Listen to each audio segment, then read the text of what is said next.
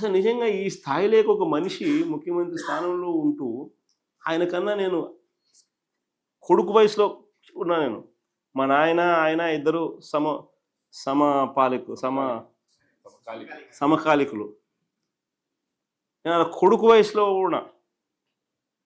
నాతో కూడా కాంపిటీషన్ చేయలేకున్నాడు మా నాయన కథ దేవుడు ఎరుగు. నేను చేసిన దానికి కూడా క్రెడిట్ కూడా ఆయనే తీసుకోవాలని అనేది పాకులాడుతూ ఉంటే ఈ మనిషి ఏమనుకోవాలి? ఈ మనిషి అసలు రీసర్వేలో ఏపీ ప్లాటినం గ్రేడింగ్ను సాధించింది అని కేంద్ర ప్రభుత్వం డిసెంబర్ 20, 2023లో పార్లమెంట్లో అడిగిన ప్రశ్నకు సమాధానంగా వాళ్ళు పొందుపరిచిన reply.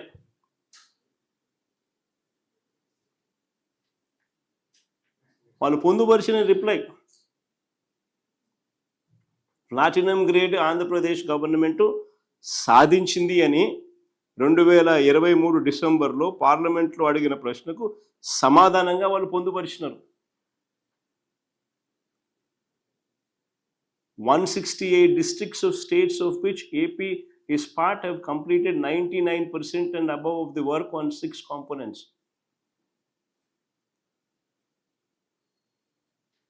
As per 23-24 annual report of Ministry of Rural Development Government of India, Andhra Pradesh is amongst the states that completed more than 90% of the work with respect to the following. అని platinum grade ఇచ్చినారు. ఆశ్చర్యం ఏందో తెలుసా? ఇది జరిగింది 2020 December 23. అప్పటికే అయిపోయినాయి అని చెప్పి వాళ్ళు ప్లాటినం గ్రేడ్ ఇచ్చినారు. ఈ 400 కోట్లు ఎప్పుడు వచ్చినాయి తెలుసా? ఫిబ్రవరి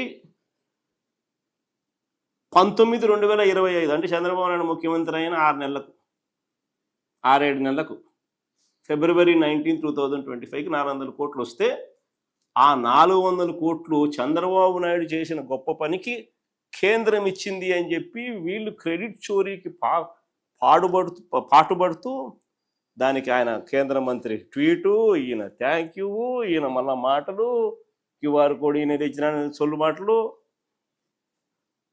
మళ్ళీ ఈయన మాట్లాడడం. 6 నెలల్లో మనకు 4 ఏళ్ళు పట్టింది.